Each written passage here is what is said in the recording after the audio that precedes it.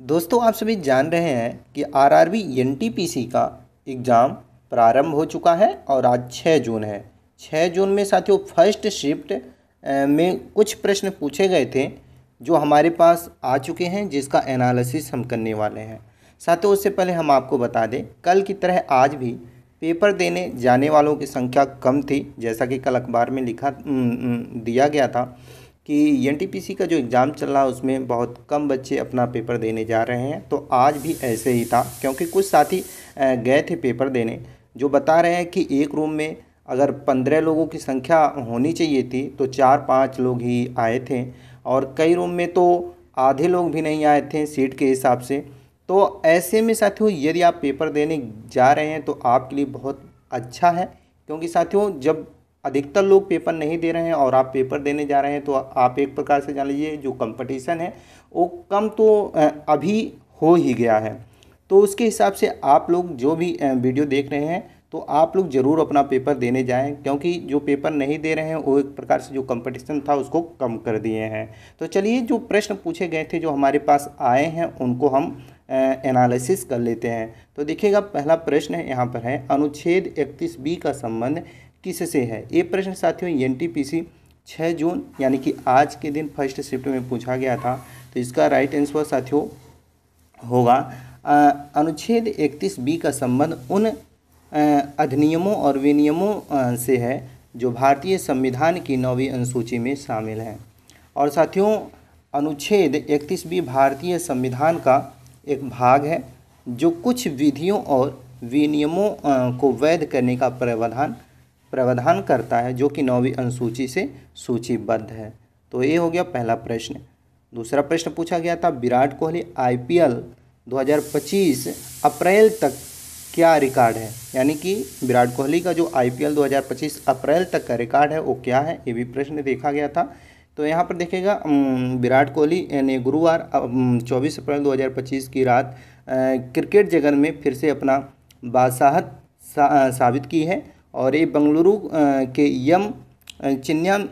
चिन्ना स्वामी stadium में Rajasthan Royals के खिलाफ खेले गए आईपीएल मुकाबले में रॉयल्स चैलेंज बेंगलुरु यानी कि आरसीबी के पूर्व कप्तान विराट कोहली हैं, जो 42 गेंदों में 70 रनों की शानदार पारी खेलकर विश्व रिकॉर्ड दर्ज किए हैं। और साथियों हाल ही में जो आईपीएल फाइनल मैच हुआ है इसमें साथियों इनका बहुत ही अहम भूमिका था, और आईपीएल जो बेंगलुरु का टीम यानी कि आरसीबी था, ये इन्होंने अपना आईपीएल का फाइनल मैच का खिताब जीता है। इसको भी आपको ध्यान रखना है। चलिए नेक्स्ट क्वेश्चन देख लेते हैं। अगला क्वेश्चन है 78वां कांस फिल्म महोत्सव किस देश में आयोजित हुआ था।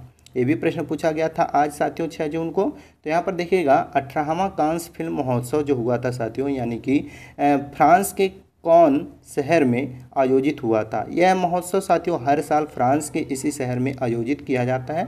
तो जो भी साथी फ्रांस के कौन से शहर बताए थे उनका बिल्कुल भी राइट आंसर था। चलिए अगला क्वेश्चन देख लेते हैं। तो यहाँ पर देखिएगा अगला क्वेश्चन है आपका भारत का आर्थिक बेरोजगारी सर्वेक्षण दर क्या है। ये भी प्रश्न देखा गया था साथियों। तो यहाँ पर देखिएगा भारत की आर्थिक बेरोजगारी सर्वेक्षण दर की अगर हम बात करें तो वर्तमान में 5.1 है, 1% है बेरोजगारी सर्वेक्षण दर, इसको ध्यान रखिएगा। और यहाँ पर देखिएगा जो पहली बार मासिक नौकरी सर्वेक्षण के आंकड़ों के अनुसार मई 2025 में जारी किया गया था। यह जो आंकड़ा है यह मई में साथियों जारी किया गया है, और पुरुषों में बेरोजगारी दर 5.2% है, जबकि 5.2% है, जबकि महिलाओं की जो दर है वो 5.0% है। वहीं 15 से 29 वर्ष की आयु वर्ग के लिए बेरोजगारी दर जो है वो 13.8% है, जिसमें शहरी क्षेत्र में 17.2% और ग्रामीण क्षेत्र में 12.3% है। तो ये जो है साथियों ये भारत का आर्थिक बेरोजगारी सर्वेक्षण दर है, शहर और ग्रामीण के हिसाब से, पुरुष और महिला के हिसाब से पूरे विस्तार में यहाँ पर हमने बता दिया। चलिए नेक्स्ट क्वेश्चन देखते हैं। नेक्स्ट क्वेश्चन पूछा गया था यस और पी ब्लॉक से संबंधित है। अब देखिए यहाँ पर यस और पी ब्लॉक की बात हो रही है, तो आप जान ही रहे हैं आवर्त सारणी से संबंधित है, यानी कि साइंस से संबंधित है। तो यहाँ पर देखिएगा यस ब्लॉक और पी ब्लॉक जो है ये आवर्त सारणी में तत्वों के दो मुख्य समूह हैं जो अपने इलेक्ट्रॉनिक विन्यास के आधार पर अलग अलग होते हैं। यस ब्लॉक में वैलेंस इलेक्ट्रॉन और यस ऑर्बिट में होते हैं, जबकि पी ब्लॉक में वे पी ऑर्बिटल में होते हैं। और यहीं अगर हम बात करें तो यस ब्लॉक में समूह ए जो क्षारीय धातु और समूह 2 जो होता है वो क्षारीय पृथ्वी धातु के तत्व शामिल होते हैं, जबकि पी ब्लॉक के समूह में 13 से 18 तक के जो तत्व होते हैं वो शामिल होते हैं, जिसमें अधातु, उपधातु और उत्कृष्ट गैस भी शामिल होते हैं। तो ये प्रश्न पूछा गया था। तो ये आवर्त सारणी से संबंधित है। जो भी साथी साइंस से रिलेटेड क्वेश्चन आंसर को कवर किए होंगे वो बिल्कुल राइट आंसर बताए होंगे। चलिए नेक्स्ट क्वेश्चन देखते हैं। नेक्स्ट क्वेश्चन है प्रीवियस पर्स कब खत्म किया गया था? तो प्रीवी पर्स कब खत्म किया गया था, ये भी प्रश्न पूछा गया था। यहाँ पर देखिएगा प्रीवी पर्स जो था वो 1971 में भारत के संविधान में 26वें संशोधन द्वारा समाप्त किया गया था। कैवें संविधान द्वारा? 26वें संविधान संशोधन द्वारा 1971 में प्रीवी पर्स को समाप्त किया गया था। और इस संशोधन से अनुच्छेद 1991 से और 1962 को हटा दिया गया था। मतलब 291 और 362 को हटा दिया गया था इस संशोधन के तहत, जिसके तहत पूर्व शासकों को प्रीवी पर्स का भुगतान किया जाता था। और वहीं प्रीवी पर्स पूर्व रियासतों के शासकों को दिया जाने वाला एक भत्ता भी था, जो कि भारत के साथ उनके राज्यों के लिए विलय के बाद उन्हें दिया जाता था। बाकी आपको याद इतना ही रखना है, 1971 में भारत के संविधान जो 26वां संशोधन हुआ था उसमें प्रीवी पर्स को समाप्त किया गया था। चलिए अगला क्वेश्चन देखते हैं। यहाँ पर देखिएगा बलबीर सिंह वरिष्ठ पुरस्कार महिला एवं पुरुष वर्ग को मिला था। तो जो बलबीर सिंह है ये भी प्रश्न पूछा गया था, बलबीर सिंह वरिष्ठ पुरस्कार।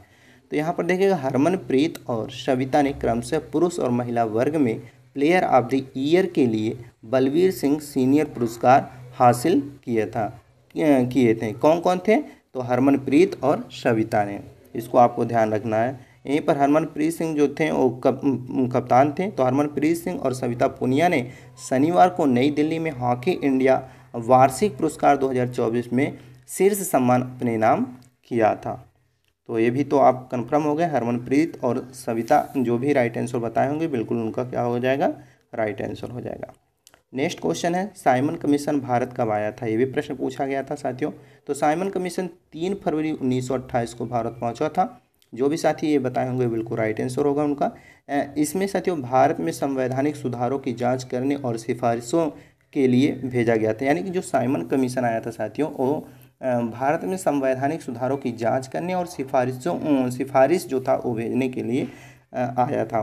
और यहीं साइमन कमीशन में कोई भी भारतीय सदस्य शामिल नहीं थे, इसलिए भारतीयों ने इसका व्यापक रूप से क्या किया था, विरोध किया था। यानी कि साइमन कमीशन जब भारत आया था तो उसमें भारतीय सदस्य नहीं थे, इसलिए भारतीयों ने व्यापक रूप से इस कमीशन का विरोध किया था।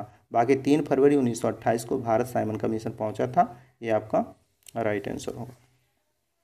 अगले क्वेश्चन की बात करें तो देखिएगा बेहद महत्वपूर्ण प्रश्न पूछा था कि भारतीय नौसेना दिवस 2024 का थीम क्या था?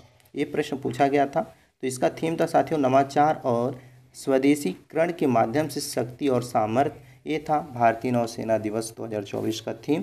और ये साथियों भारतीय नौसेना दिवस हर साल कब मनाया जाता है? तो 4 दिसंबर को साथियों हर साल भारतीय नौसेना दिवस के रूप में मनाया जाता है। इसको आपको याद रखना है। कब मनाया जाता है? 4 दिसंबर को मनाया जाता है। इसको आपको क्या करना है, ध्यान रखना है। चलिए अगला क्वेश्चन है चक्रवात व्यायाम संबंधित है। तो देखिएगा चक्रवात व्यायाम संबंधित है, ये भी प्रश्न पूछा गया था। अभ्यास साइक्लोन का उद्देश्य अंतर संचालन, संयुक्तता और विशेष संचालन रणनीति के आपसी आदान प्रदान को बढ़ाकर दोनों देशों के बीच सैन्य संबंधों को बढ़ावा देना था। और ये 2 देश कौन थे? तो भारत और मिस्र थे। ये भारत और मिस्र जो 2 देश थे इनके बीच चक्रवात अभ्यास यानी कि साइक्लोन किया गया था। यही संबंधित है चक्रवात व्यायाम से। तो नेक्स्ट क्वेश्चन देखते हैं।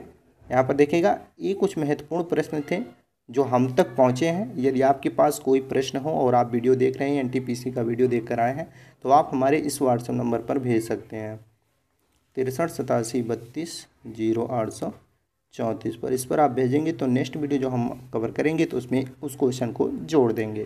तो उम्मीद करता हूँ आप लोगों को जो आप पेपर देकर आए हैं बेहद अच्छा दिए होंगे। बाकी आप लोगों को ये वीडियो भी अच्छा लगा होगा। तो जो भी साथी जो क्वेश्चन बताए हैं उसके लिए उनको धन्यवाद।